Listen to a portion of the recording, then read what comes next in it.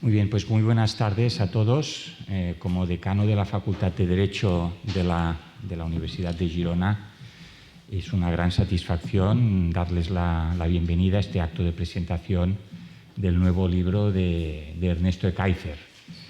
Muchas gracias por asistir al acto, tanto a las personas que nos acompañan aquí presencialmente en la sala de grados de la facultad, como a aquellos que nos siguen online a través de la retransmisión en streaming. En breve pues estará a su disposición también el vídeo con la presentación de hoy. De verdad que no es ninguna exageración decir que es un grandísimo honor y privilegio recibir nuevamente al señor Ekaizer en esta facultad. Lo hizo no hace mucho, poco antes del inicio de la pandemia, con ocasión de la presentación de otro de sus magníficos libros. Es un gran privilegio. De verdad estamos pues enormemente agradecidos porque haya venido a nuestra facultad, nos honre con su presencia y nos ilumine con sus siempre interesantísimas reflexiones. Es, por tanto, la segunda vez y nos congratula y nos felicitamos, estamos enormemente contentos por ello. El libro, pues lo conocen, ustedes han visto seguramente, pues por lo menos la portada, El rey al desnudo, historia de un fraude. Qué título tan sugestivo, tan sugerente, invita a salir corriendo para leerlo, para conseguirlo e iniciar la lectura. Es un libro interesantísimo. La verdad es que, aunque a mí pues, me cuesta últimamente encontrar momentos para leer sosegadamente, es un libro que se lee pues, en un santiamén, en un par de tardes. No tiene desperdicio. Realmente es un libro que desnuda al rey y pues no tiene desperdicio. Yo les recomiendo la lectura. Y en fin, no me quiero alargar mucho. Contamos con la presencia también del señor Jordi Xuclà. Jordi Xuclà, además de los otros cargos, responsabilidades que comentaré enseguida, pues también conocido de muchos de ustedes, fue estudiante en la Universidad de Girona cuando la Facultad de Derecho todavía no se encontraba en este campus. Por tanto, también como decano y estudiante de la casa, como alumnos como él, pues también me produce una gran satisfacción pues, poder coincidir con él, especialmente en esta mesa. El señor Jordi Xuclà pues, es exdiputado de las Cortes, abogado y profesor de Relaciones Internacionales, y pues entre ellos dos pues van a presentar el libro que les decía, El rey al desnudo. Sin más dilación, voy a dar ahora la palabra al señor Xuclà y con posterioridad pues el autor del libro nos podrá regalar con esta presentación que todos estamos esperando. Por tanto, adelante, el señor Jordi Xuclà, si quiere, pues tiene la palabra. Muchas gracias. Des d'allí, no? Em recomaneu? Des d'aquí també està bé.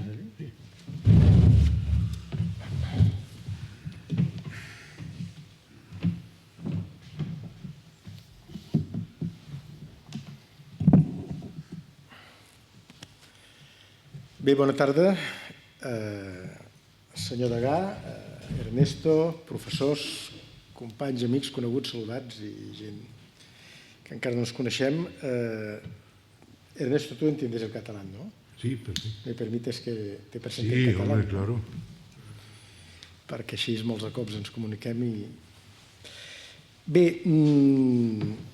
el degà deia que farem la presentació a mitges, no? Jo presentaré l'Ernesto i el llibre de l'Ernesto, i l'Ernesto després farà la classe magistral i us explicarà tantes coses. Per tant, jo vull fer uns pocs comentaris, però com molt bé ha dit el degà, em complau molt fer-ho dels molts llocs on es pot fer, a la Facultat de Dret, on jo vaig estudiar, i com molt bé deia el degà, de fet, als 5 anys, perquè jo vaig estudiar aquella carrera de dret, que eren 5 anys, 5 assignatures cada any, excepte quart, que eren 6 assignatures, ho vaig fer amb uns barracons al barri de Fontejau.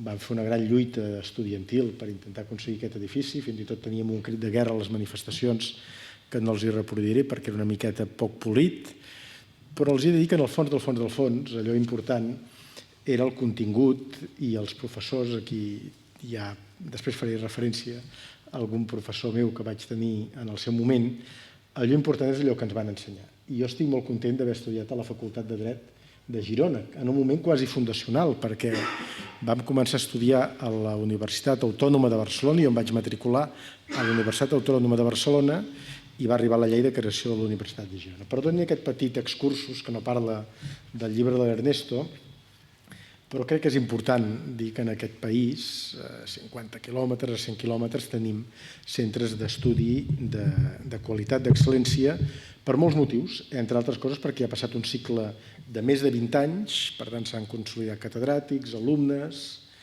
professors que han tingut alumnes que acaben sent els degans de la facultat, que això vol dir una bona notícia, consolidació d'una facultat que a mi em complau molt tornar-hi. Bé, aquest llibre que jo els invito vivament a que el llegeixin si no l'han llegit i a que el comprin si no l'han comprat per poder-lo llegir, perquè és bo comprar els llibres i consumir cultura per després poder-la llegir, jo només en diré 3 coses i crec que si desenvolupo 3 idees és suficient perquè després vostès facin el que han vingut a fer aquí, que és escoltar la saviesa, el matís, la complexitat de l'aproximació dels temes que fa l'amic Ernesto.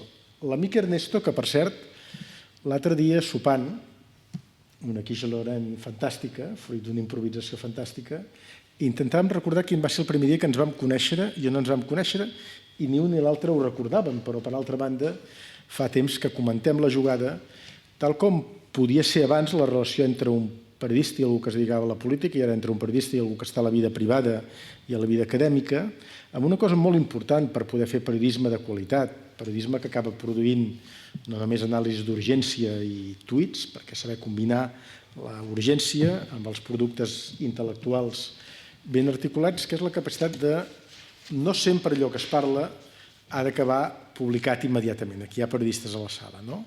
L'off the record, el coneixement en el mig termini, la consolidació de les fonts, la consolidació de climes de confiança que acaben fent que les persones comparteixin informació, això crec que és una de les característiques del millor periodisme i, sens dubte, l'Ernesto el practica i per això ens proporciona material de qualitat. Material de qualitat que els he de parlar d'una experiència meva que em sembla que senzillament explicant-los aquesta experiència els hi podrà avalar que aquest llibre és un llibre molt ben articulat. I perdonin perquè hem vingut a parlar del llibre i hem vingut a escoltar l'Ernesto i no m'han vingut a escoltar a mi, essencialment.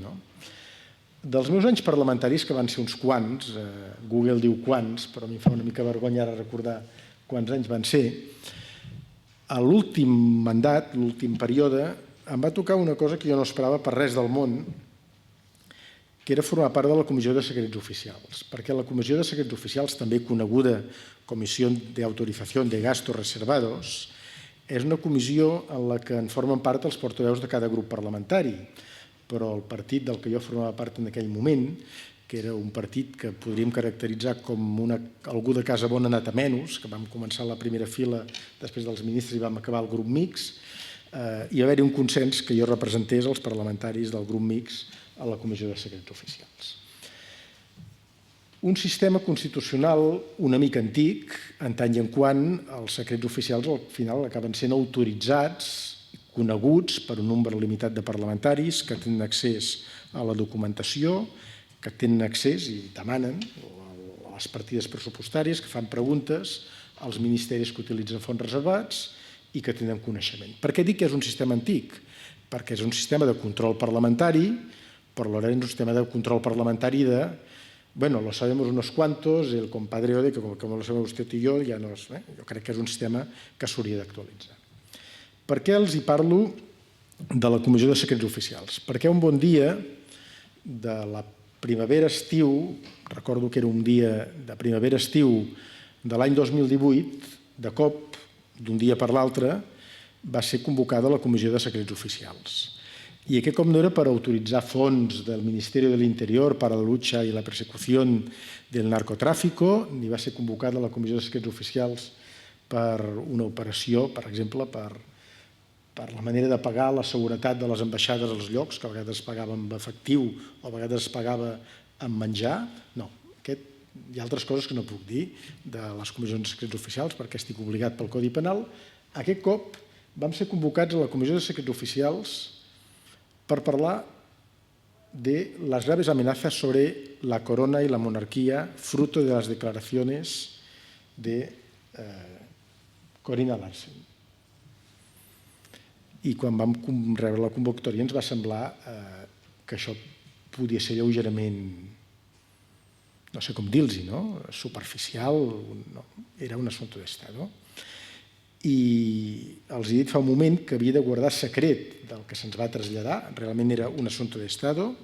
Va comparèixer el director del CNI, el general San Roldán, un home llargament present en aquest llibre i llargament present en la història d'aquest llibre i en els replecs d'aquest llibre, i sí, es va plantejar un assumpte d'Estado.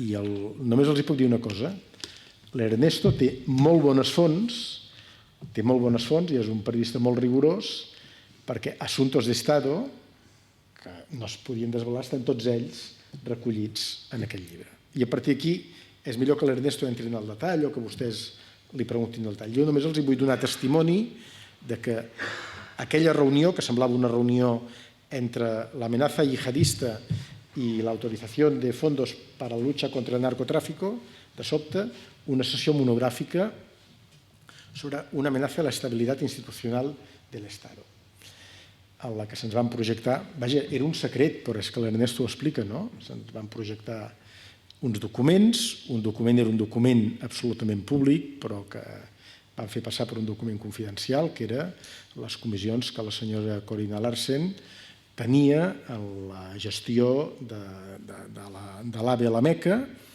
i un altre, un document aparentment absolutament creat de manera falsa sobre un pla del CNI per detenir a la senyora Corina Larsen. Aquí començava 2018, de fet, la compareixença de 2018 eren per unes filtracions de l'any 2012, aquí començava el pols entre una història d'amor i negocis i un aparell de l'Estat que intentava parar al final d'aquesta història d'amor i de negocis.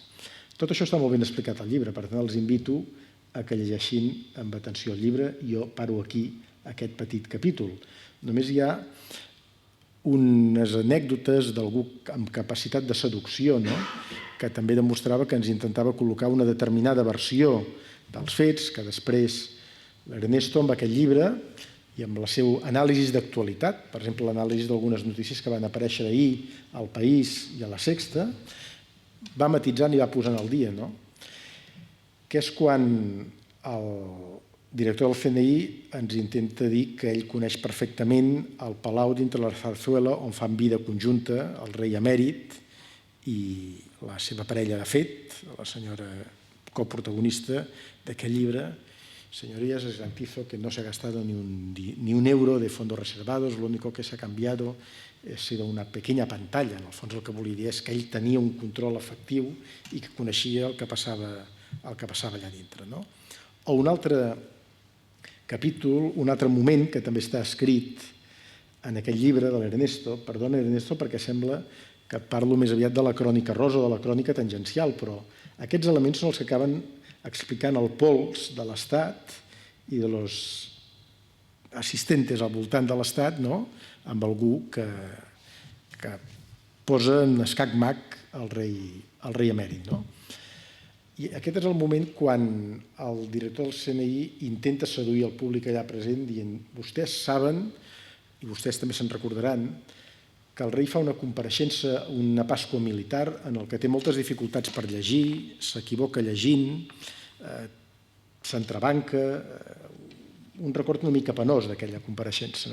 Hi ha un moment en el que semblava que l'abdicació era propera. Bé, l'Ernesto ens explica en aquest llibre per què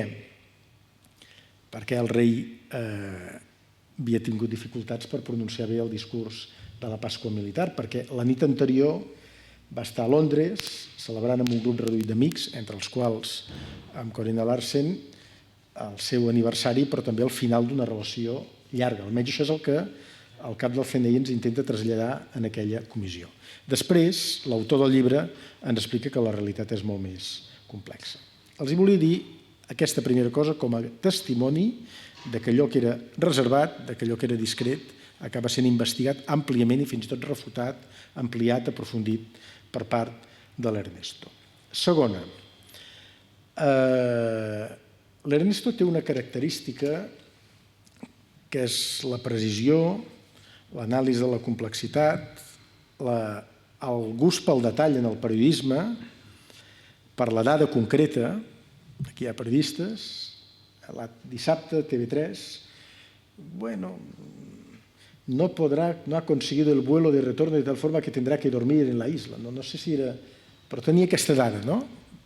El gust per la dada, però sobretot el gust per la complexitat i el gust per una cosa que li observo, que és que en un món molt de blanc i de negre, ell sap que la realitat és molt més complexa, no? I que quan algú li fa la pregunta el rei emèrit serà cridat a declarar, el rei serà processat, ell et respon, bé, això depèn de... I en el fons l'Ernesto pot estar rodejat de gent hooligan a favor o en contra i ell dona una resposta complexa sense ofendre el que vol escoltar d'ell, una resposta apassionadament militant a favor o en contra, perquè vivim en una societat en la que la gent a vegades és militant i maniquea a favor o en contra. I l'Ernesto practica el periodisme, no practica l'agitació i propaganda, i per tant, molts de cops respon amb educació, sense que l'altre se senti, diguem-ne, menystingut, però explicant la complexitat de la realitat. Crec que aquesta és la gran actitud, el gran actiu d'un periodisme de llarg recorregut, com és el de l'Ernesto. I finalment, he dit que volia dir 3 coses, la tercera. I aquesta no té tant a veure amb el llibre com té a veure amb per què ha estat possible aquest llibre, per què ha estat possible aquesta aluminosis en el sistema institucional espanyol. Primer día de primero de Derecho Constitucional en la Facultad de Derecho de Girona. Comparecencia del profesor de Derecho, José María Lafuente Valle. Han pasado más de 20 años, pero com si fos ahir, no? José María Lafuente ens recomana unes quantes coses que em sembla que vam seguir el consell, de viure a la universitat, de viure en profunditat, al matí, a la tarda i a la nit, me'n recordo com si fos ahir, i acte seguit, al cap de... ens va fer la recomanació del primer llibre que havíem de llegir els alumnes de primer de dret constitucional, de 18 anys. Constitución y periodos constituyentes, un llibre groc, petit, d'Eliseo Aja i Jordi Soletura.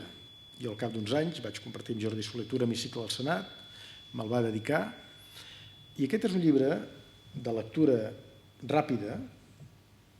Amb l'edició meva me'n recordo aquella de color groc, que és lletra petita, no sé si han fet una millor edició, no? Però és un llibre que repassa, un llibre indispensable per començar a estudiar dret constitucional, no?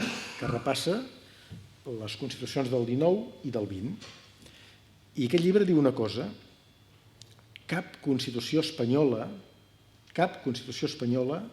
excepte l'actual, ha estat mai reformada. Cap constitució espanyola ha estat mai reformada. Si filem prim, hi ha algunes constitucions del segle XIX que hi va haver-hi 2 inicis de procés de reforma, però que abans de la reforma efectiva es va produir pronunciamiento, suspensió, canvi de règim, etc. És cert que en la Constitució actual s'han produït 2 reformes i, permeteu-me, en un parèntesis, és una vergonya que no sigui possible fer la tercera reforma per posar la paraula discapacitat a l'article 49 de la Constitució, que en aquests moments està bloquejant el Partit Popular i Vox, però aquest és un tema que a la meva última legislatura com a parlamentari vam fer una proposta de modificació de l'article 49 que menysprea absolutament el redactat actual les persones amb discapacitat. Però, tret de les 2 reformes menors que s'han fet a la Constitució a l'actual període constitucional, durant el segle XIX i durant el segle XX, mai el sistema institucional espanyol el poder polític, el poder acadèmic, el poder polític, bàsicament, ha estat capaç de proposar en el moment apropiat, on time, una actualització que permetés evitar la crisi d'una història de pronunciaments, caigudes i alternància. Per què els dic això? Perquè aquest llibre també és la història d'un sistema institucional espanyol incapaç de tenir el seu propi sistema de frens i contrapesos, de checks and balance, d'entendre que hi ha moments que tothom ha d'estar controlat, començant pel rei. Història d'una impunitat sostinguda en el temps i una impunitat que algú pensava que no s'acabaria mai i que s'ha acabat. Per tant, aquest llibre també és un llibre que ajuda a entendre Constitución y periodos constituyentes, el llibre que em va recomanar el meu professor de dret constitucional l'any 1991, quan jo vaig començar a estudiar dret. Però també els vull dir que per molta luminosis, per molta crisi, per molta falta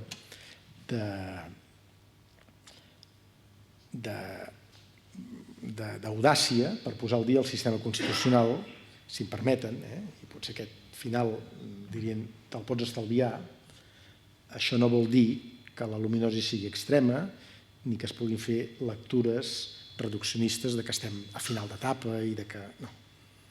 La realitat és una mica més complexa. I l'Ernesto sap explicar aquesta complexitat.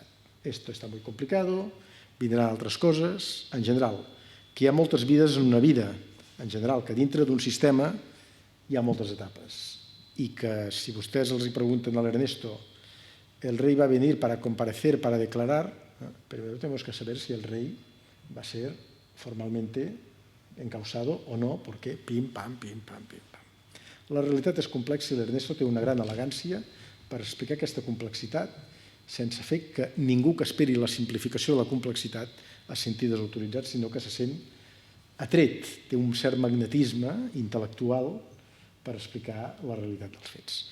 Bé, res més per la meva part. Els recomano vivament que comprin el llibre, que el llegeixin i que la millor manera de llegir un bon llibre és prèviament tenir-lo dedicat per l'autor quan tenen l'autor. Per tant, moltes gràcies i molt content de tornar a la facultat i sobretot molt content de poder compartir a Girona, a casa, aquest espai amb l'amic Ernesto. Moltes gràcies.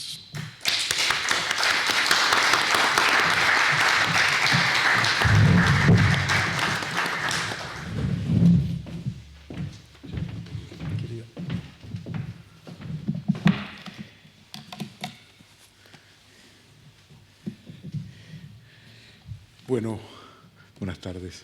Muchas gracias por venir. Muchas gracias por los grandes elogios.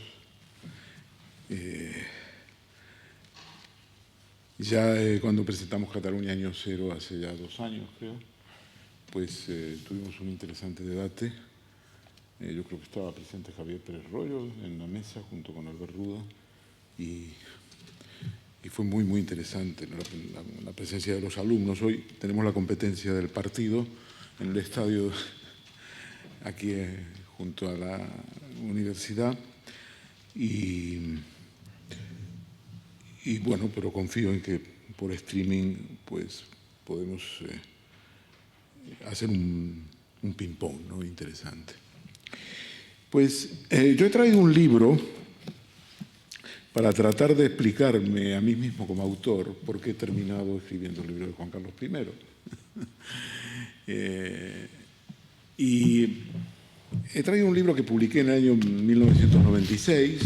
El libro es un libro que se llama Vendetta y que cuenta las historias de 2 personajes que terminaron en la cárcel, ante los cuales la prensa española fue siempre muy benevolente, porque era gente no solo poderosa, sino que era gente que tenía mucha información, aparte de dinero, y que sabía manipular muy bien. Son los grandes manipuladores de los años 80, 90 de la prensa española.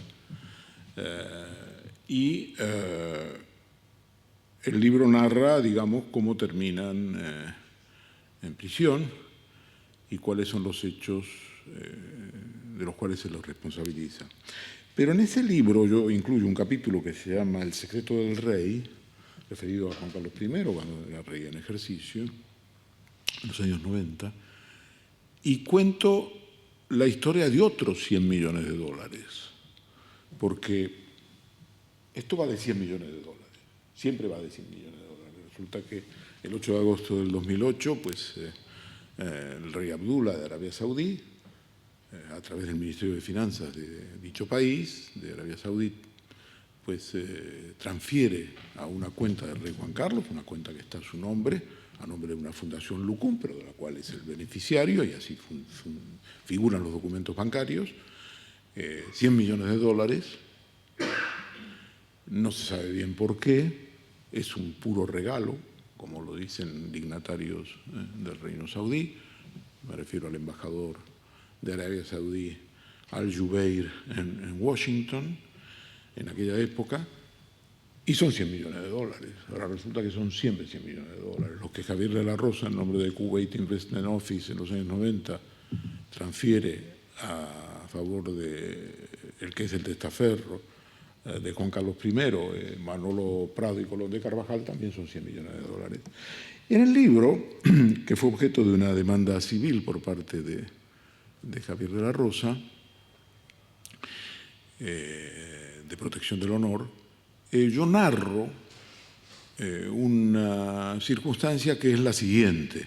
Hay un momento determinado en el año 92, en mayo del 92, después de que Javier de la Rosa hace la transferencia, una transferencia de 20 millones de dólares para completar un pago de 100, son 80 y 20, Juan Carlos I le pide al jefe de la Casa del Rey, que entonces era el general Sabino Fernández Campo, que vaya a una dirección en la Castellana.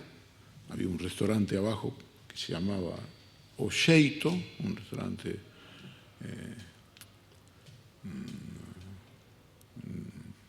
de Galicia, y que agradezca a Javier de la Rosa, que tenía su oficina encima, y que todo ha ido bien. No le transmite nada más el rey, simplemente que, por una cuestión de cortesía, tiene que agradecerle a Javier de la Rosa y que todo está bien. Sabino Fernández Campo no sabe de qué va la historia. La historia, como decía, va de que tiene que agradecerle y decirle que todo ha ido bien, y se refiere a la última partida de la transferencia de 100 millones de dólares, que son 20 millones de dólares. Los 20 millones de dólares se transfieren a la Banque Sogenal, Société Générale Alsacienne, en Suiza, y completan, como decía, los 100 millones de dólares. Teóricamente, esos 100 millones de dólares es el pago, según declara Javier de la Rosa ante la Corte Comercial de Londres, es el pago de 100 millones de dólares por un lobby que se hace en España a favor, para apoyar la lucha contra la invasión de Kuwait en 1990, la primera guerra del Golfo, por parte de Saddam Hussein, de las tropas de Irak. Eso lo declara Javier de la Rosa en la Corte Comercial de Londres, dice que son 100 millones de dólares que se da para compensar, retribuir el apoyo que ha hecho. Y entonces, ¿por qué cito este antecedente? Para explicar por qué yo mismo, mi tendencia de los últimos años era ir a esto. En el mismo libro se habla de un capítulo de 20 páginas aproximadamente, se llama El secreto del rey, donde yo cuento las dos cuentas bancarias, los números de las cuentas bancarias de las que tiene Juan Carlos I en Banesto, Banco Español de Crédito, en 1993, y que preocupan al gobierno de Felipe González cuando se interviene Banesto. La gran cuestión era qué tenía Mario Conde, qué podía tener Mario Conde contra el rey. Sabían que tenía algo, pero no sabían qué. Yo investigo eso, y eso está en el libro, y pues voy directamente a la zarzuela y hablo con Manolo de Prado y Colón de Carvajal, quien ya conocía, y confirmo la existencia de esas cuentas, y publico este capítulo del secreto del rey, en 1996. Entonces, toda esta historia que puede explicar mi tendencia a escribir sobre esto,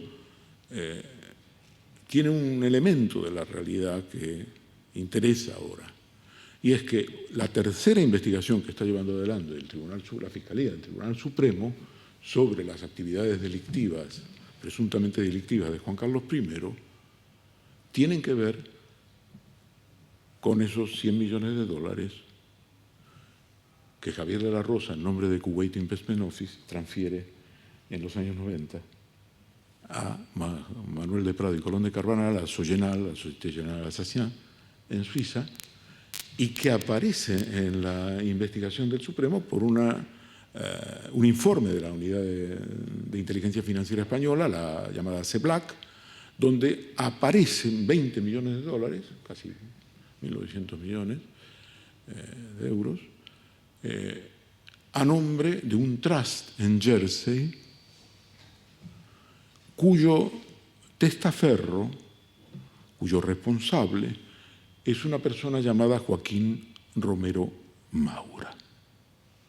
De esto de Joaquín Romero Maura nos enteramos ahora, porque entonces era Manolo Prado y Colón de Carvajal. Pero Joaquín Romero Maura sucede a Manuel de Prado y Colón de Carvajal. Y esta es la tercera pata de la investigación que está impulsando la Fiscalía del Tribunal Supremo. Entonces es colosal, ¿no? Porque tantos años después, 20, 25 años después, esos 100 millones de dólares aparecen con un fleco de 20 millones de dólares en Jersey y está, digamos, vinculado a un trust que representa a Joaquín Romero Maura. Yo conocí a Joaquín Romero Maura porque es un personaje muy interesante en Madrid, es de la familia de los Maura, tuvieron funciones muy importantes en los gobiernos de Alfonso XIII, durante el reinado de Alfonso XIII.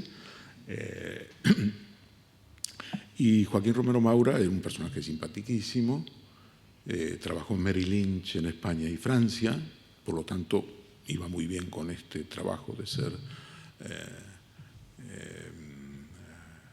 testaferro, representante. Y claro, el otro gran tema es que Joaquín Romero Maura no puede ser interrogado, no porque haya muerto, sino vive. Vive, pero tiene Alzheimer y está ingresado en una clínica geriátrica en Zaragoza. Tiene 81, 82 años. No puede aportar nada, porque no puede seguir un interrogatorio. Entonces la historia es una historia circular, ¿no? Porque te das cuenta que Manolo Prado, que lo sabía todo, ha muerto. Ha sido condenado y ha ingresado 3 meses en prisión. Ha sido condenado precisamente porque la Audiencia Nacional ha confirmado los dos pagos de 80 y 20 millones de dólares a Suiza, a la Sogenal. Eso está acreditado. Lo que la Audiencia Nacional dice también es que ese dinero es transferido allí y luego desaparece, se evapora. Y esto nos lleva a lo que yo considero que, claro, que esta palabra evapora, la evaporación, siempre ha tenido que ver con cosas de Juan Carlos I. Todo se evapora. Todas las cosas que él hace en un momento determinado se evaporan. Y eso tiene que ver con el hecho de que él ha tenido una válvula de seguridad. Y la válvula de seguridad, en mi opinión, la ejercen en gran medida por aquellos que han creado el mito de Juan Carlos I, que son los medios de comunicación. Desde luego también por él mismo, porque es una persona que ha tenido una gran capacidad para las relaciones públicas. Va a salir en Francia estos días un libro de lo que me aseguran es una de las amigas íntimas de él, Laurent Debré, que cuenta que le ha entrevistado en el mes de marzo, abril, y que el hombre está triste porque su hijo Felipe VI no le ha felicitado al cumplir 83 años en enero pasado. Entonces, claro, es un hombre que tiene una gran capacidad, una gran empatía y que ha hecho de algunos hechos que son evidentemente discutibles de la historia de los últimos 30, 40 años, pues ha sacado partido, y ha sacado partido gracias a los medios de comunicación. No cabe la menor duda de esto.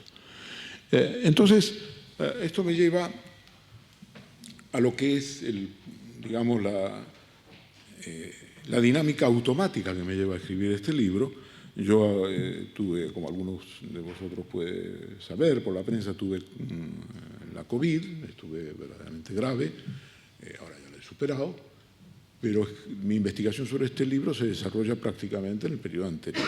Yo contraje la COVID en septiembre del 2020 y escribo este libro durante la convalecencia, porque la investigación ya la había. Era, yo diría, casi irreversible si tuviera que contar la historia hacia atrás, Porque escribo sobre Ruiz Mateos, un hombre que siempre tuvo acceso al rey Juan Carlos, escribo sobre Javier de la Rosa, al que llamaba la prensa de Madrid el financiero catalán, que era también amigo suyo y que lidera un grupo de empresarios que le regalan un Porsche, y que tiene además una serie de incidentes, convierte a Manuel de Prado y Colón de Carvajal, testaferro de rey, en empleado suyo para mejor canalizar los dineros.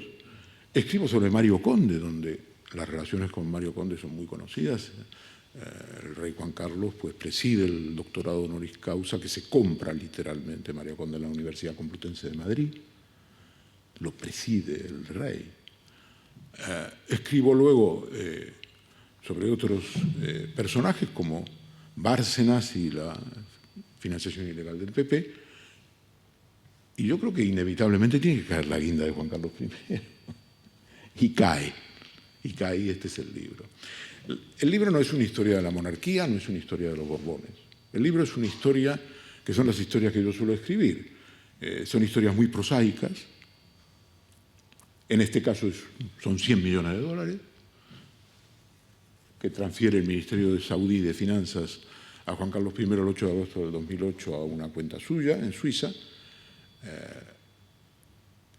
El libro sigue los avatares de ese pago y narra, evidentemente, un aspecto central de la historia, que es su relación con Corinna Zusain-Wittgenstein. Corinna Zusain-Wittgenstein tiene una relación con él entre finales del 2004, principios del 2005 y 2009. Es una relación aparentemente importante, donde también se mezclan actividades de negocio y lobismo. Y, como suele ocurrir,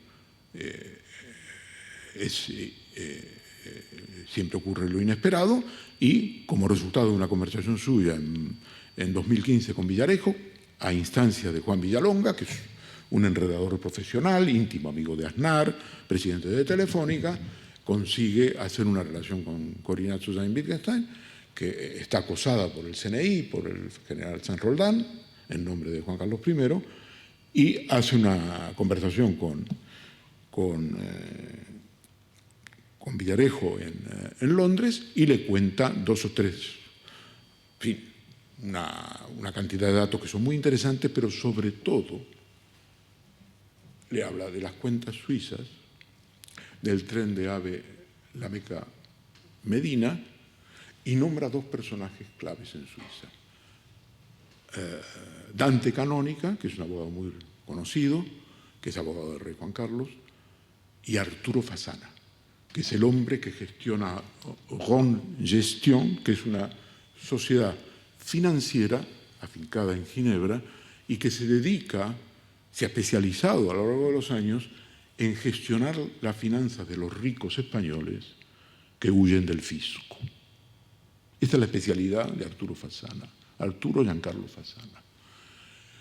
Cuando el fiscal Bertosa, el primer fiscal del Cantón de Ginebra, especializado en casos complejos de delincuencia económica, ve los nombres de Arturo Fasana y Dante Canónica, prácticamente no tiene nada más que escuchar.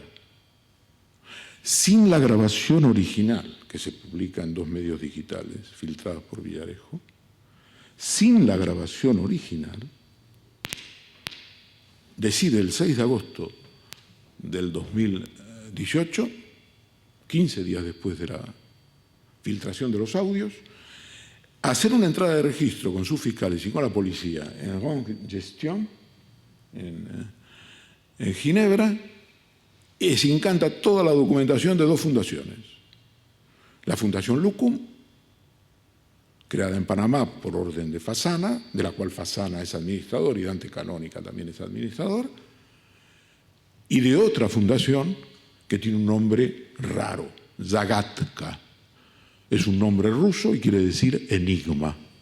Se incauta de toda la documentación, quiere decir correos, documentos, ingresos bancarios, y se incauta de las cuentas que tienen en el Banc Mirabeau. El primer beneficiario de la Fundación Lucum es Juan Carlos I. Segundo beneficiario, Felipe de Borbón, entonces príncipe de Asturias. El primer beneficiario de la Fundación Zagatka es Álvaro de Orleans, pariente lejano de Juan Carlos I. Segundo, Andrés de Orleans, su hijo. Tercer beneficiario de la Fundación Zagatka, Juan Carlos I. Cuarto beneficiario de la Fundación Zagatka, Felipe de Borbón, entonces príncipe de Asturias. Quintas y sextas beneficiarias, las infantas Elena y Cristina. Y toda esta documentación le permite, junto con las cuentas que interviene en el Banc Mirabeau, que es donde se hace toda la actividad económica, incautar una documentación ingente. Y esto desarrolla la investigación. Entonces, yo lo que hago es seguir los hilos de la investigación. He tenido acceso a las audiencias en Suiza, que son muy interesantes. Las audiencias en Suiza, a diferencia de las, lo que se llaman hearings, a diferencia de España, el fiscal cita a todos los imputados. En este caso, imputa a Arturo Fasana, gestor del rey, a su abogado, la antecanónica, al Banc Mirabeau y a Corina Tsuzain-Wittgenstein, que le imputa. El rey no está imputado. Y el delito que les imputa es el de blanqueo de capitales agravado, el 305 bis del Código Penal suizo. ¿Por qué blanqueo de capitales? Porque el fiscal Bertosa parte de la base de que en el delito que está investigando hay una mordida, hay una comisión, que los 100 millones de dólares que se pagan por parte del Ministerio de Finanzas de Arabia Saudí es una comisión. Una comisión para adjudicar el proyecto de 6.700 millones de euros de la construcción del AVE del desierto, la Meca Medina. Entonces es blanqueo de capitales, porque el blanqueo de capitales siempre exige un delito subyacente. No es que tú haces una transferencia y es un delito de blanqueo, que no está claro por qué la haces. No, tiene que haber un delito subyacente. Y si es delito subyacente hay blanqueo, y si no, no. Y esa es la gran dificultad de esta investigación en Suiza, porque tiene que demostrar que los 100 millones de dólares es el pago de una comisión. No es fácil, porque Arabia Saudí no contesta, como comprenderéis, comisiones rogatorias. No es que no se le hagan. Por ejemplo, el fiscal Luis Pastor de la Fiscalía Anticorrupción, que también investigaba, ahora está en el Supremo, la causa, en las investigaciones del fiscal Juan Ignacio Campos, investiga y manda una comisión rogatoria a Arabia Saudí, ya hace 2 años. Nunca la han contestado. Arabia Saudí no contesta comisiones rogatorias. Entonces, esa dificultad de la investigación en Suiza es una dificultad real. Si Bertosa no consigue demostrar de que es una comisión, no hay blanqueo. En España tenemos 3 investigaciones. Una es la del AVE del desierto, la misma que en Suiza, con las mismas dificultades, con una añadida. La transferencia es del 8 de agosto del 2008. El rey goza de inviolabilidad. Discutible, totalmente discutible. El artículo 53 de la Constitución española es discutible porque se refiere a la inviolabilidad por actos que se entiende que son actos del rey, del desempeño de sus funciones. Y esos actos tienen que ser, según el artículo 56.3, refrendados por el presidente del gobierno o los ministros. Evidentemente, una mordida o una transferencia de 100 millones de dólares no entran entre las funciones del jefe de Estado. Por lo tanto, es discutible. Pero bueno, partamos de la base de que la gran comunidad penal académica en España, salvo algunas excepciones, dicen es inviolable. Ahora, yo recuerdo, y en la introducción del libro, cito una frase que la he confirmado con él, porque estaba en la hemeroteca, obviamente, y los letrados del Congreso la habían consignado, pero a raíz de citar bien, decidí hablar con él, con Óscar Alzaga. Óscar Alzaga debe tener en estos momentos 80 años, 81, pero está bien. Y entonces la frase es una frase muy relevante, porque él dice, en el año 78, es uno de los padres de la Constitución, viene de la democracia cristiana, él dice, está bien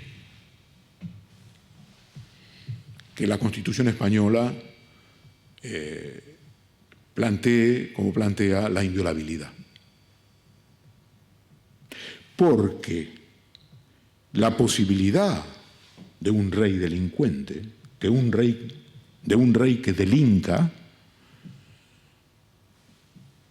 es improbabilísima y supondría el ocaso de la institución monárquica. Es una frase, en fin, tremenda, impecable. Considera que es improbable, improbabilísimo, pero dice, si ocurre, el ocaso de la institución monárquica. Lo dice Óscar Alzaga, no lo dice un independentista catalán o un republicano catalán. Óscar Alzaga.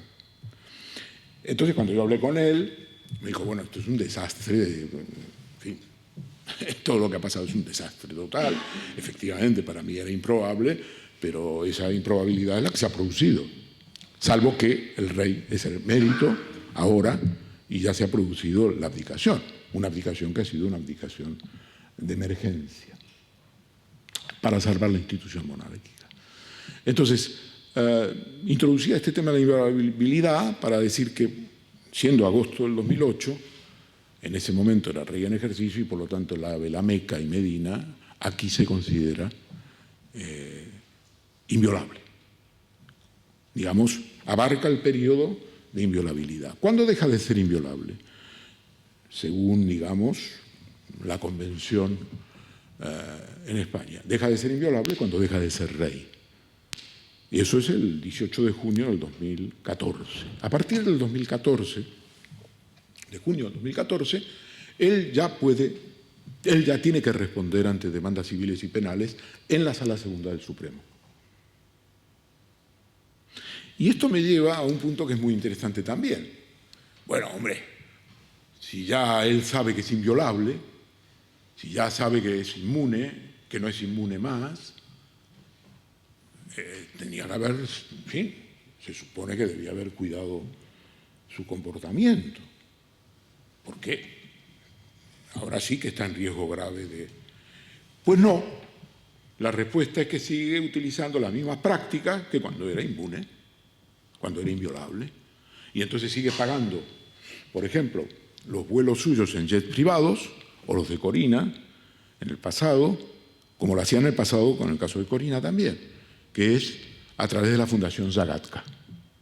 Son prácticamente 9 millones de euros el total de los gastos cuando era rey y cuando era emérito, y 5 o 6 millones cuando es emérito. En otros términos, él sigue considerando que es inmune. Ha terminado su inmunidad, es aforado ante la Sala Segunda del Supremo, hay una ley que así lo dice, que le da el fuero, pero él sigue haciendo como que es inmune, que es inviolable. Y esto me lleva a una reflexión elemental, que es que este hombre está fuera de la realidad. Considera que realmente tiene un nivel de protección en este país que le permite seguir siendo inmune cuando ya no lo es. No se cree su propio aforamiento ante la Sala Segunda del Supremo. ¿Quién me va a juzgar a mí? ¿Quién se va a atrever en este país? ¿Cuál de mis súbditos me van a juzgar? Y esto me lleva ya al final, para que hagamos un pequeño debate, o grande, para plantear qué es lo que espera él para volver. Él está en Abu Dhabi.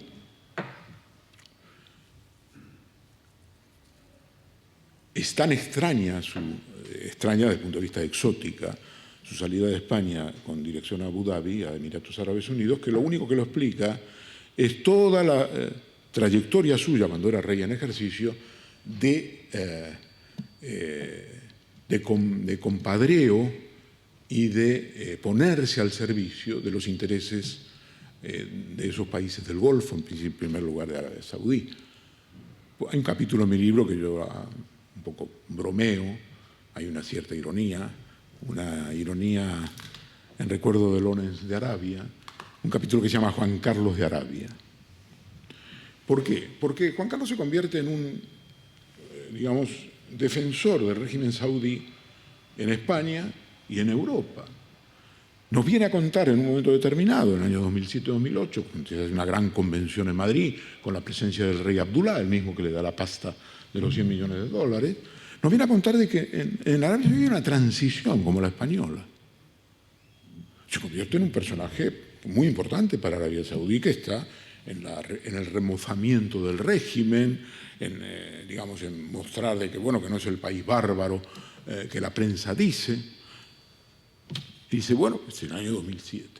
Pero después de que se cargan a Khashoggi, al periodista Khashoggi, no al traficante de armas, él está en Abu Dhabi en un premio de Fórmula 1 y después que ha habido una conmoción internacional y saluda a los dignatarios saudíes como si no hubiera pasado nada. Y todo el mundo está hablando del asesinato de Khashoggi, lo asesinó la policía saudí. En otros términos, este es el personaje. Entonces, digo que entonces él ha seguido viviendo como si fuera inmune después que se ha acabado la inmunidad. Y en ese sentido ha sido muy fácil cogerle. Digo, nadie lo ha cogido porque está feliz y contento ahí o triste porque su hijo no le ha felicitado el cumpleaños, pero sí está en Abu Dhabi, en una villa extraordinaria, en una isla,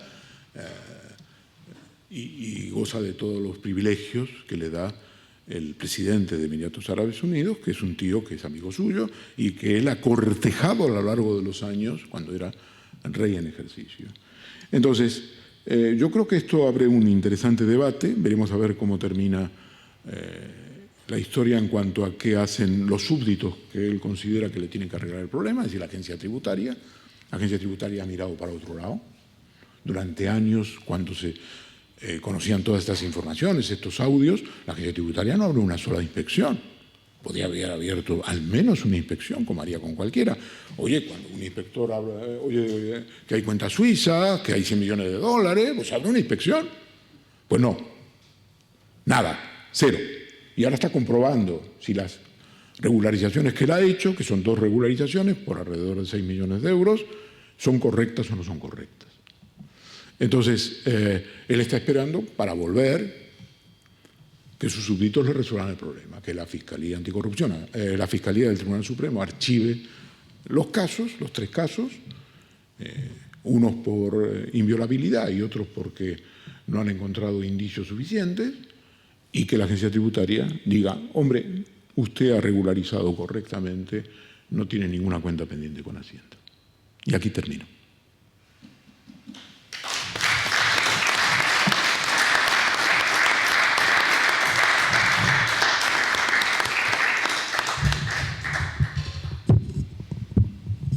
Bueno, pues muchísimas gracias, señor Ekaizer, por esta brillante exposición. Creo que todos la hemos disfrutado muchísimo y, como él mismo apuntaba, podemos abrir ahora pues un turno de debate. No sé si hay alguna cuestión, alguna pregunta que quieran hacer al autor. Adelante, el profesor José María Lafuente, profesor de Derecho Constitucional de la Facultad. Yo tendría una consideración, una objeción y una pregunta. La consideración es, yo coincido en que la historia a partir del fallecimiento de Juan Carlos I destacará las actitudes corruptas de ese monarca, y yo también creo un cierto distanciamiento de la realidad, una cierta locura. Mi objeción es a su afirmación de que, corríjame, pero yo he creído entender, corríjame si no estoy en lo cierto, que se evaporen las investigaciones de Juan Carlos I es responsabilidad de los medios de comunicación. Yo objetaría esto. Yo creo que en el periodo de la transición los partidos políticos, la clase política en general, consideraron la ciudadanía en general. Consideraron que la figura de Juan Carlos I, la monarquía de Juan Carlos I, era necesaria para el mantenimiento y el sostenimiento de la nueva democracia recién nacida. Piénsese, por ejemplo, yo nací en el año 59, por lo tanto tengo muchos años, y yo viví cuando en los años 80 los ciudadanos podían tener dinero negro en los bancos españoles todavía. Yo esto lo he vivido. Esto ahora es impensable, pero eso sucedía. Y se inventaron aquello de las primas únicas. Bueno, y mi pregunta es, al elaborar un trabajo como este, ¿ha merecido o no alguna consideración la ucronía? Es decir, pensar que se están analizando hechos manifiestamente reprobables, pero con criterios de hoy, que tal vez no coincidan con los de los años 80. ¿Esto merece alguna reflexión por parte del escritor al analizar hechos históricos?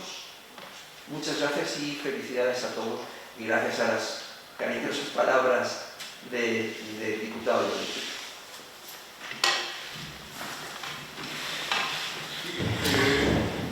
Bueno, yo quería decir con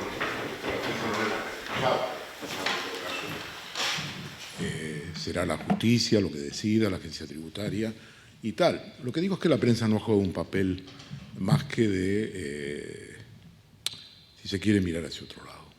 Por las razones que sea, puede ser porque consideraron que la propia construcción que hizo la prensa española de la figura del rey, pues era una construcción necesaria, una construcción de acuerdo con una época. Él mismo, en este libro que va a salir estos días en Francia, dice que él no tiene por qué reivindicar su papel, que ahí están las instituciones. En otros términos, las instituciones que él ha creado. Bueno, el que quiera creerlo, que lo crea. Pero la idea del sesgo retrospectivo, para de alguna manera etiquetar la pregunta, es decir, la idea de analizar unas conductas de hoy con criterios de otra época, sin tener en cuenta es una pregunta interesante. Pero claro, estamos hablando no de los años 80, estamos hablando de 2008, de la crisis internacional. Estamos hablando de Botsuana, de 2011. España está sumida en un desastre. Lo que fue la crisis del 2008 en este país, no sé, yo no digo que será igual que China, pero acaba de caer la segunda inmobiliaria china, que está prácticamente en suspensión de pagos, y las estadísticas están diciendo que la construcción, la industria de la construcción, o por lo menos una parte del sector de la construcción, supone el 13% del Producto Interior Bruto chino. En España, en el año 2008, cuando estalla la crisis, más o menos parecido, la construcción supone el 13-14% del Producto Interior Bruto. En aquel momento la crisis es internacional y este hombre se hace un safari en Botsuana, iba a cazar elefantes con Corina, con la cual no tenía una relación, y que en principio él lo vende, según lo cuento yo en el libro, como una ofrenda a su hijo Alexander, que tiene 10, 11 años, pero que en realidad es una idea, un intento de reconquistar su relación con Corina. 2011. Claro, no estamos hablando de 1980. 2008, $100 millones transferidos el 8 de agosto, no es 1980. Lo que estamos hablando es una conducta, un patrón de conducta donde él entiende que tiene una coalición de fuerzas que le apoya y que le apoyará siempre. Y lo hemos visto porque después de las historias de Suiza, después de las historias que hemos estado narrando, tiene una cohorte de personajes que siguen negando la realidad. Siguen negando la realidad. Y cuando le hablas de los $100 millones, te habla del 23F. Bueno, pues es interesante, ¿no? Pero no importa, y yo no sé cómo la historia le va a recordar. Me daría con un canto en los dientes si la historia le va a recordar como un personaje que ha hecho prácticas corruptas. Lo dudo mucho, lo dudo muchísimo. porque he visto la conducta de personajes que le rodean, de personajes que han sido presidentes de gobierno y que niegan la realidad, que niegan absolutamente la realidad. Entonces, yo no sé cómo será recordado. Lo que sé es que es muy complicada la situación actual, porque tiene 83 años. Evidentemente no va a vivir eternamente. El gran debate que va a haber un funeral de Estado? Él sigue siendo rey emérito, ¿eh? ¿O no? La casa de su majestad el rey Felipe VI, su jefe, el señor Alfonsín, van a plantear la posibilidad de recuperar su figura a partir de su muerte. Yo no lo sé. Pero en este caso el sesgo retrospectivo, que es interesante como premisa, no nos sirve mucho, porque estamos hablando de prácticas del año 2008, del año 2011, del año 2012. Mi libro, yo no dedico una parte sustancial, pero porque es bastante conocido, pero el caso Noss es muy importante. Y es un caso en el cual él juega un papel muy relevante, impulsando a su yerno. Impulsando a su yerno, digamos, y participando en alguna tarea de pasar el cepillo en algunas comunidades autónomas para que le den dinero. Eso es así. Al punto incluso de que el rey Juan Carlos le pide a Corina que también ayude a conseguir dinero para Iñaki Urdangarín. El caso Noss es un aspecto de los que impulsa la abdicación de emergencia. ¿Por qué se va Juan Carlos I? Es una cuestión muy elemental que debería ser respondida. ¿Porque su hijo está preparado? Lo dudo. Entonces, esa abdicación de emergencia tiene en cuenta determinadas circunstancias y es, vamos a cambiarlo todo para que todo siga igual.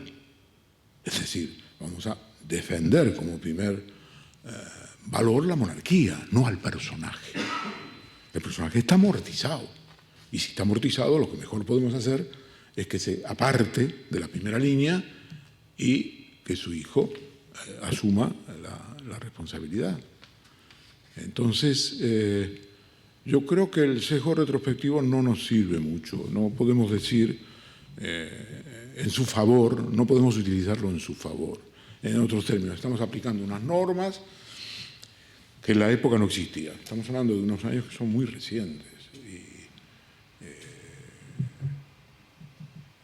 Precisamente en el caso, quería tocar el caso Noss para ir a una anécdota que a mí me parece relevante. Y es en el año 2011, teniendo en cuenta el caso Noss, Juan Carlos I, que es hábil, muy hábil, en el discurso de Nochebuena de la Navidad, pronuncia aquella frase de la justicia es igual para todos. Entonces, soy víctima yo de un sesgo retrospectivo cuando digo que el día anterior, según los extractos bancarios de la Banque Mirabeau de Ginebra, registran una retirada el día anterior de su discurso de Nochebuena de 360.000 euros, estoy aplicando un sesgo retrospectivo. El hombre se ha mirado al espejo, retira 360.000 euros el día 23 y el día 24 pronuncia el discurso de Nochebuena donde dice que la justicia es igual para todos. Estoy aplicando el sesgo retrospectivo cuando me asombra que en un viaje al Golfo Pérsico, regresando de Bahrein, llame a Arturo Fasana a Suiza y le pida si tiene sitio para almorzar con él. Es la primera semana del 2010, de marzo del 2010. Fasana le dice que sí, obviamente, está a su servicio.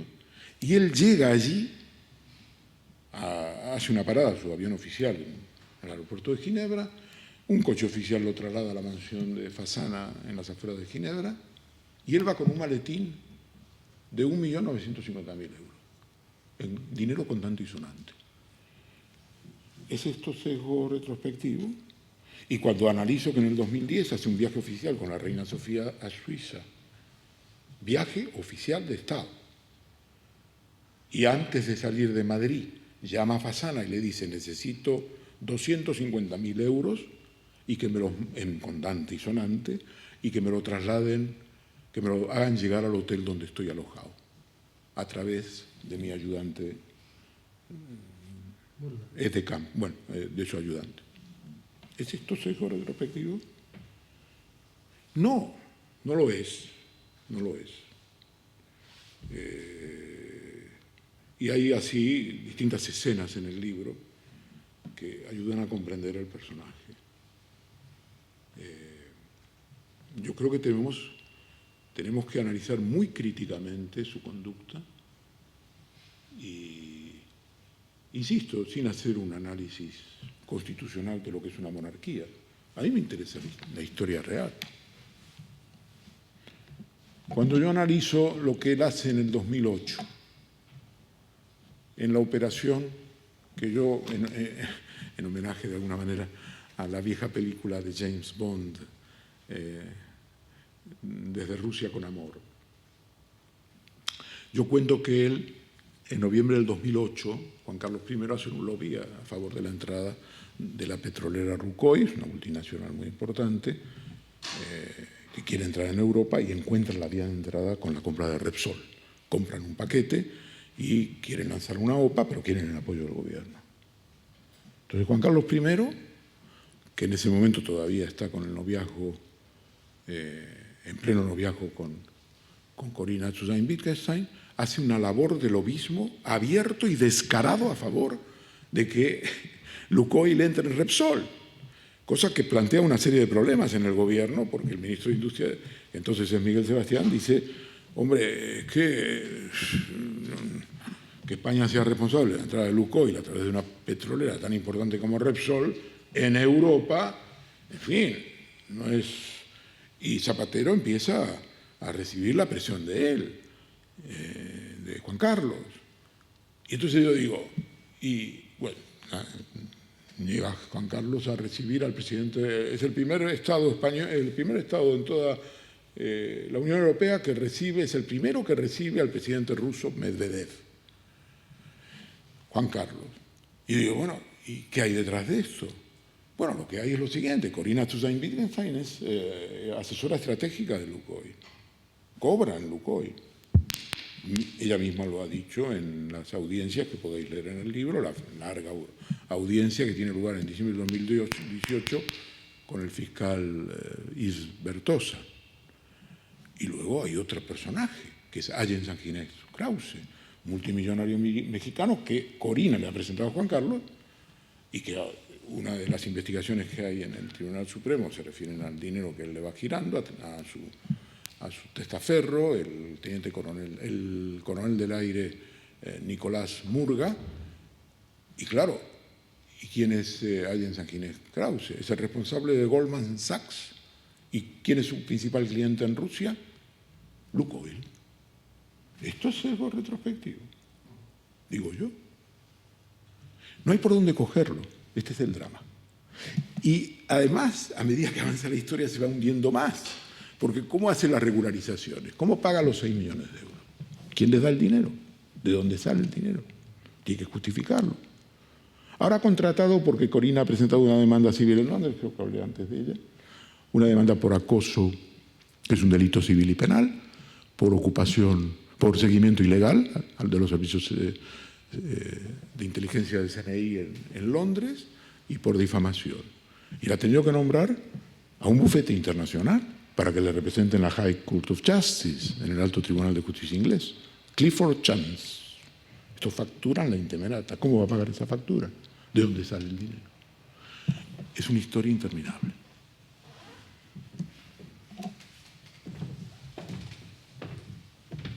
Más preguntas.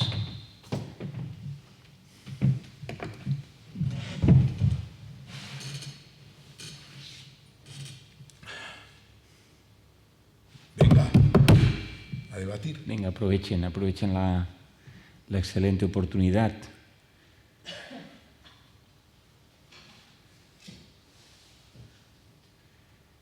Si no, yo haré una pregunta.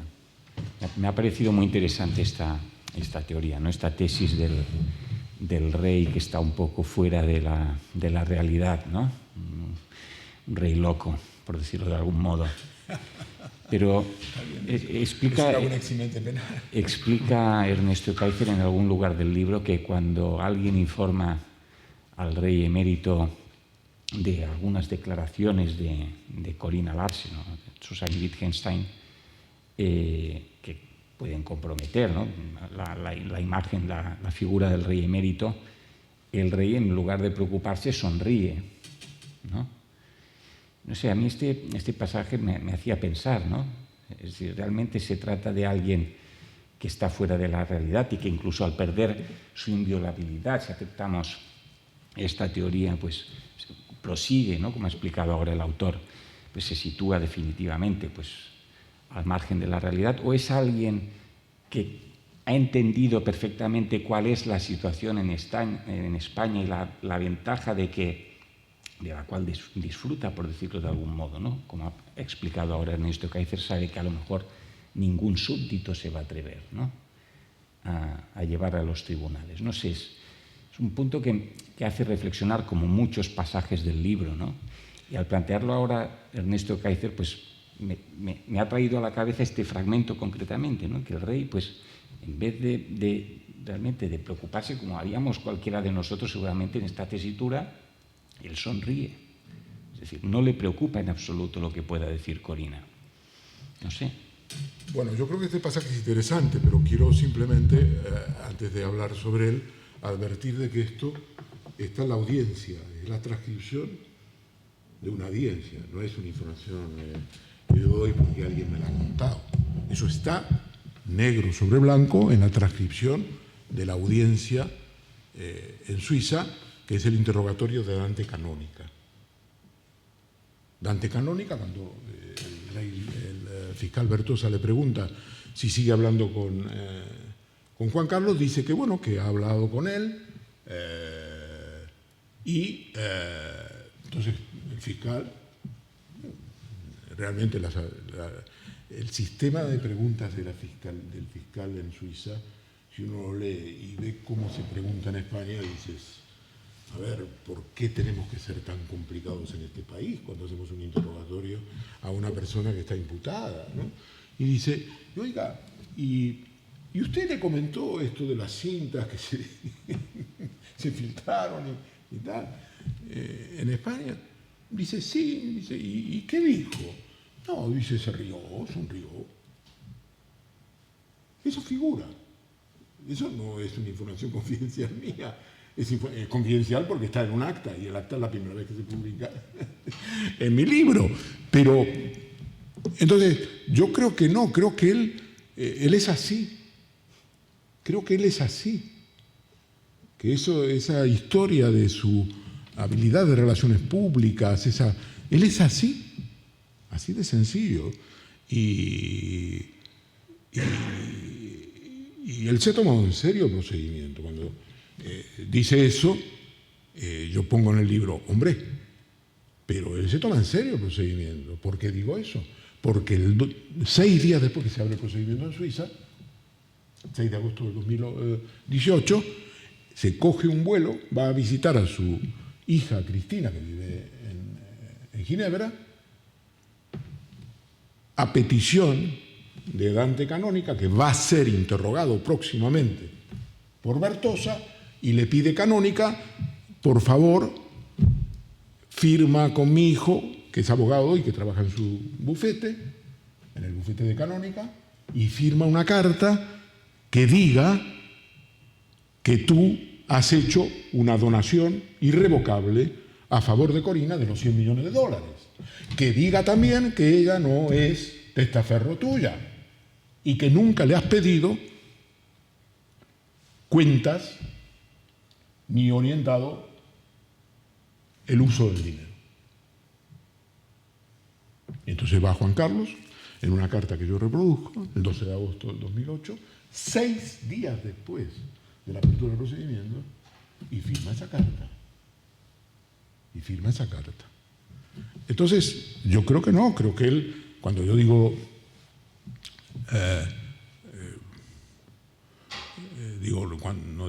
cuando digo fuera de la realidad, lo digo fuera de la realidad nuestra, de la gente común, que dice, hombre, son barbaridades las que ha cometido. Él está por encima. No quiero decir que esté loco. Yo cubrí el caso Pinochet, que duró 1 año y medio en Londres, en el Alto Tribunal de Justicia, pero en la parte penal, en el Alto Tribunal de Justicia una parte y en el Comité Judicial de la Cámara de los Lores, que era entonces el Tribunal Supremo, porque no había Tribunal Supremo en Inglaterra en aquella época, ahora sí lo hay, que trató el tema de la inmunidad, que va a ser un tema que se va a plantear en Londres también. Él va a plantear la inmunidad soberana, la inmunidad soberana. Ese va a ser el primer tema de debate en la demanda civil. Y entonces, Pinochet tampoco estaba loco y tampoco tenía un nivel de senilidad que le impedía seguir los interrogatorios. Pero el gobierno británico no lo iba a extraditar, el gobierno neoliberal no lo iba a extraditar a España. Estaba dispuesto a seguir todos los pasos desde el punto de vista del procedimiento de extradición hasta el final. Y efectivamente llegó al final. Y Pinochet era técnicamente extraditable a España. No tenía inmunidad, según el Comité Judicial de la Cámara de los Lores, porque decía, en una frase absolutamente de sentido común, un ex jefe de Estado no puede contar entre las tareas de su actividad, de sus funciones, la tortura. Lo lees así y dices, ¡jo! Claro que no. Pues sí, decía, no podemos decir que tiene inmunidad por haber ejercido actos de tortura, porque no son las funciones de un jefe de Estado. Por lo tanto, vamos a ver lo que dice la justicia británica en relación a la demanda de Corina, a ver si el acoso, el seguimiento ilegal, la difamación, son funciones que tiene un ex jefe de Estado. Será muy interesante conocerlo. Esto a propósito de lo que decía Albert, es que en este asunto de Pinochet, obviamente yo no sé si ocurrió o no ocurrió, pero salió en los medios de comunicación que la reina británica tuvo alguna intervención en orden a que Pinochet no fuera, primero que fuera para ser intervenido en la Gran Bretaña. Hay alguna relación histórica entre Chile y la Gran Bretaña, y que no fuera extraditado. Yo lo ignoro. Si la británica tuvo intervención o no tuvo intervención. Pero claro, yo pensaba ahora en lo que decía Albert, y supongo que muchos de nosotros hemos visto The Crown, y la actitud que adopta la reina británica con los diferentes primeros ministros. Supongo que para un jefe de Estado, también un jefe de Estado de un Estado republicano o parlamentarista, permanecer al día de la realidad es complicado. Hay que recordar, yo soy mallorquín, entonces yo he vivido Mallorca como lugar donde venían pues, los emperadores de Japón, donde venía Clinton cada verano, donde venía el príncipe Carlos con Irididay, y donde se paseaban por la ciudad, y donde yo he coincidido con ellos, sorprendido, y venían por Juan Carlos, obviamente, no venían por España, venían por una amistad que habían pertrechado con Juan Carlos. Un personaje así, yo le tengo que pedir que tenga conexión con la realidad. Claro que se lo tengo que pedir. Lo que no sé es si es fácil, a partir de un determinado nivel, a un determinado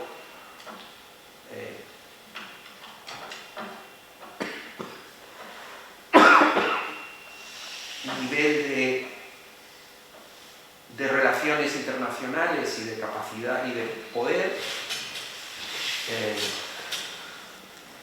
tener esta conexión con la realidad, ¿no? Es una reflexión psicológica que no seré capaz de profundizar porque no tengo conocimientos, pero que sí que creo que la reflexión de Albert me ha llevado muchas veces a pensar que tal vez sea difícil estar anclado a la realidad cuando alguien tiene semejante nivel de relaciones en el mundo.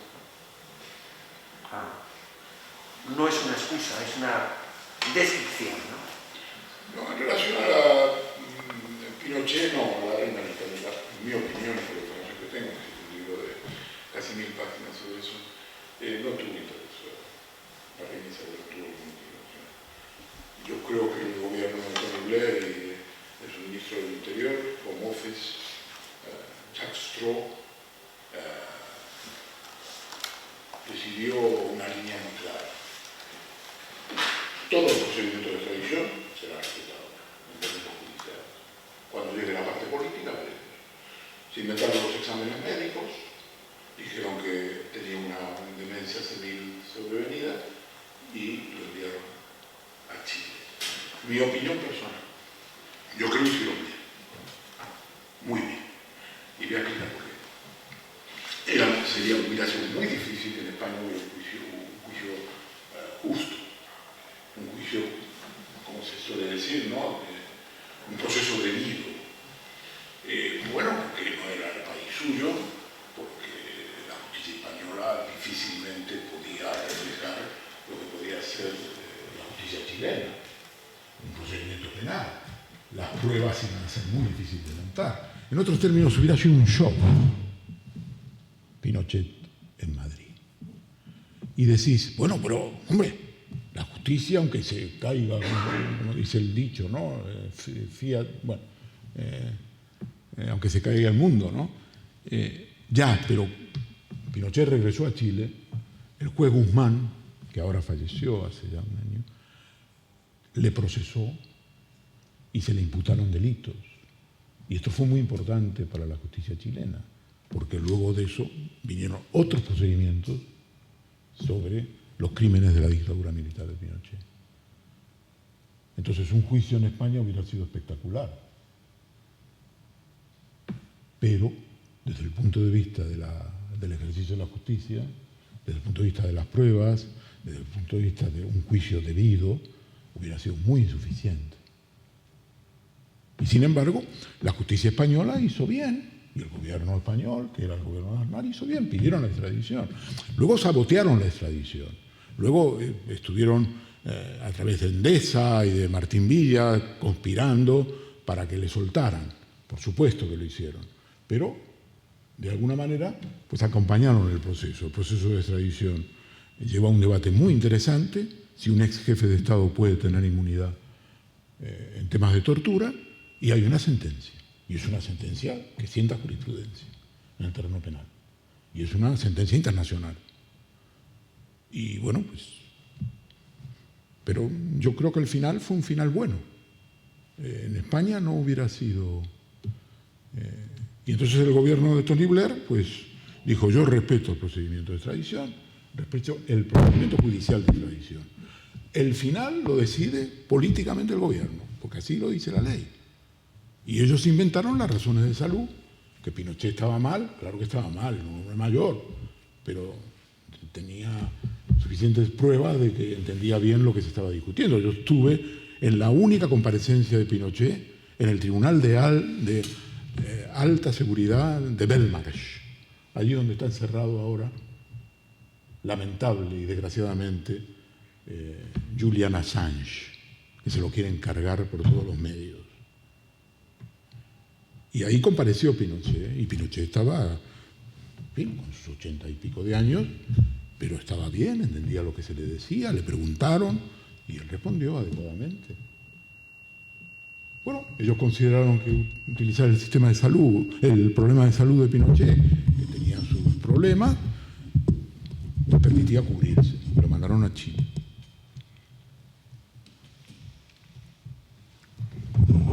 Ernesto, una o dos preguntas, no sé, puede ser una o ninguna. ¿Cómo definirías la relación actual entre el emérito y Corina? ¿Hostilidad abierta, guerra fría, marcar territorio? No, es una guerra total. ¿Y el futuro judicial de Corina? El futuro judicial de Corina, sí, la situación de Corina, Suzanne Wittgenstein, es muy paradójica porque ella es víctima de su propia conversación con Villarejo. Porque ella dice, en la conversación con Villarejo, dice, no, dice, el rey me llaman y sus asesores me llaman para que les dé dinero, para que les ponga... Dice, yo no puedo hacer eso, porque si yo hago lo que me piden, estoy haciendo blanqueo de dinero, soy su testaferro. Me piden que ponga propiedades en Marruecos, que también las hay y están en danza, que le regaló Mohamed, el rey de Marruecos. Me piden que ponga a su nombre determinados activos. Yo no puedo porque hago blanqueo. Y esa conversación, que es la que se filtra, pues es lo que se cumple, efectivamente. Bertosa la imputa por blanqueo de capital. Es la profecía, es una profecía autocumplida. Entonces, las relaciones de una... Y la demanda, que yo la he publicado, si os interesa, pero es muy interesante, la demanda civil la he publicado completa, es una demanda fabulosa, está muy bien hecha. Está muy bien hecha porque te permite entender que ella tiene pruebas de las escenas que describe, las tiene y que las va a aportar. Y él va a tener que responder. Porque él ahí está demandado, no es como en Suiza y en España, en la parte penal. Ahí no tiene, en este momento no está demandado, no hay demanda contra él. Entonces, desde ese punto de vista es una guerra total, no hay teatro ahí, es una guerra a muerte. ¿Y lo otro que me preguntaba? No, me ha respondido las dos. Sí. Es una guerra a muerte y es muy interesante porque cuando ocurren estas guerras salen a flote, afloran la realidad. Y serán cosas muy interesantes. Las que conozcamos. El procedimiento civil británico yo creo que va a conocer un impulso en diciembre. En diciembre probablemente haya una audiencia entre las partes, el juez británico establecerá el orden de los testigos. Imagínate, va a haber testigos. Llamar a declarar, ella llamará a declarar ante Canónica, porque ¿qué pasa? Ella dice en su demanda, contra todo lo que dice él, Juan Carlos, de que le donó de manera irrevocable el dinero, que el 16 de septiembre del 2014 tienen una reunión, ella, Canónica y Juan Carlos, en el Hotel Connaught de Londres, donde él le pide que le devuelva el dinero. Y entonces ella dice que Canónica, que es el que ha hecho todos los papeleos y todos los documentos de la donación irrevocable en junio del 2012, Canónica dice, pero no, eso no es posible, esto es una donación irrevocable, no puede ni devolverle el dinero a usted, ni poner ese dinero a su disposición, porque es una donación irrevocable. Yo ya voy a citar a Canónica, a su propio abogado, va a mostrar correos, en fin, tiene recorrido, a menos que la justicia británica considere que no tiene jurisdicción. Eso será un debate muy interesante. Sí. ¿Y en España tiene recorrido el Esa es una pregunta interesante.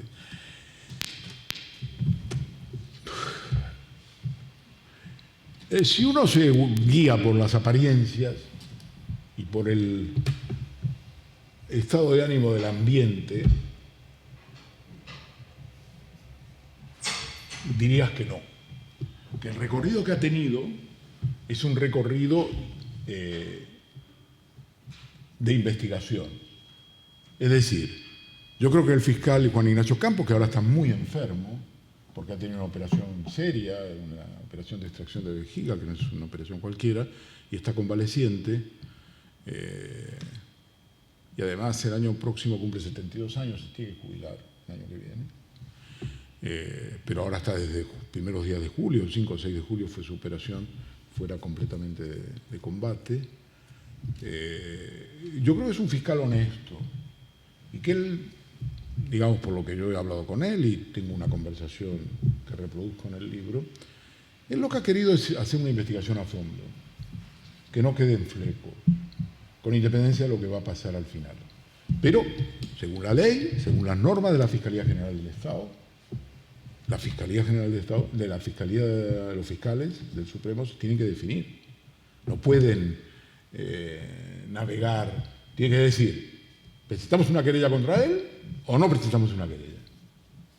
Es decir, se archiva. Eso es ineludible. Y eso lo vamos a conocer. Como el procedimiento ya lleva 18 meses. Empezó, la Fiscalía del Supremo pasó, digamos, aquí hay que tener en cuenta lo siguiente. En la Audiencia Nacional, para hablar del recorrido que veamos en la Audiencia Nacional, yo cuento en el libro, el comportamiento ha sido miserable. Ha sido un poco lo que es la Audiencia Nacional, lo que son los jueces de la Audiencia Nacional, que trabajan para sí mismos en primer lugar y su popularidad y para determinados intereses políticos. El primer juez que abre las investigaciones después que se hace la filtración de los audios, Diego de Gea, es un juez que viene del jurídico militar. No todos los jueces jurídicos militares son iguales, pero este viene ahí para enterrar el procedimiento, abrirlo y cerrarlo. Y yo cuento los detalles. Y lo cierra. Bertosa abre el procedimiento el 6 de agosto del 2018 y todavía está investigando. Este abre el procedimiento 10 días después que se filtran las cintas el 11 de julio del 2018 y el 7 de septiembre lo cierra. Con agosto de por medio. Con agosto de por medio, donde evidentemente no hay nada. Y luego viene García Castellón, que trabaja no para esclarecer nada de Juan Carlos, sino para amedrentarla a ella. Y en pleno COVID la cita a Madrid como imputada, por una razón que está inventada, que es que ella supuestamente le ha encargado a Villarejo algo que no le podía encargar, que era vigilar a su criada. Ni le encargó vigilar a su criada, y además no era delito, porque Villarejo ya no era policía. Se había jubilado, podía hacer ese trabajo si hubiera querido, pero no se hizo ese trabajo. Y entonces eso se archiva por la Fiscalía Anticorrupción, que descubre que el juez realmente es un virtual prevaricador. Y se archiva. Entonces ya no molesta más a Corina. Lo que quiere es amedrentarla. Y ese es el papel de la Audiencia Nacional. Entonces ahora la causa se abre, el origen de la causa de Juan Carlos es una decisión de la Fiscalía Anticorrupción, una vez que se cierran las investigaciones en la Audiencia Nacional, de la manera que digo, por un delito que solo puede investigar la Fiscalía, que es cohecho en las transacciones comerciales internacionales, por un convenio con la OCDE. No es un juez el que lo puede investigar, es la Fiscalía. Luego lo tiene que judicializar, pero lo investiga primero la Fiscalía. Y este es el origen de la investigación que termina en el Supremo. Entonces, la investigación de la Belameca no tiene, evidentemente, futuro, no tiene recorrido porque está amparado por la inviolabilidad. La investigación sobre los fondos que le gira a su testaferro a Jens Sanginés Krause, que son unos 800.000 euros, esa está investigándose y no está prescrita. Y la tercera es lo que yo comentaba de la Rosa, que es el Trust de Jersey, donde aparecen 20 millones, el fleco de los 20 millones de dólares, que veremos qué queda de decir, pero que, como decía, el testaferro principal en este momento está con Alzheimer y internado en una clínica geriátrica ya desde hace años en Zaragoza. El otro campo donde evidentemente se puede preguntar si hay recorrido o no es la agencia tributaria. Las dos regularizaciones no son espontáneas, porque hay 3 notificaciones, que lo dice el fiscal en mi libro, Ignacio Campos, 3 notificaciones. Sobre las 3 notificaciones, una tras otra, se le notifican a la defensa de Juan Carlos I, al abogado. Y se le ofrece personarse. Y dicen que no. No se quieren personar. Es obvio por qué no se quieren personar. Porque como ellos piensan que la regularización fiscal lo va a liquidar todo, si tú te personas y estás al tanto de las investigaciones, no puedes después decir que son espontáneas tus regularizaciones, que es la condición para evitar el delito fiscal, desde el punto de vista penal. Entonces no se persona. Y la agencia tributaria, yo del año 2018, desde que se filtran las cintas como mínimo, no hace nada. No abre ninguna inspección. Entonces yo, de la agencia tributaria, desde luego, Si tengo que hacer un pronóstico, me sorprendería mucho que vaya a hacer nada. Que vaya a hacer nada. Lo que pasa es que tiene dificultades en justificar esas regularizaciones. No son espontáneas, claramente, y tendrá que hacer un malabarismo. No sé cómo lo harán. Yo creo que la dificultad está en hacerlo, y probablemente estén esperando que se muera. Está en el cálculo de probabilidades. ¿No?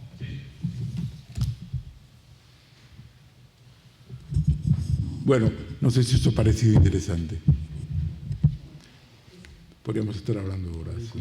Desde luego yo creo que ha sido interesantísimo. Quiero agradecer una vez más. ¿Cómo mi anfitrión va a decir lo contrario? No, obviamente si lo digo es porque así lo creo, y creo que todos los aquí presentes lo compartimos.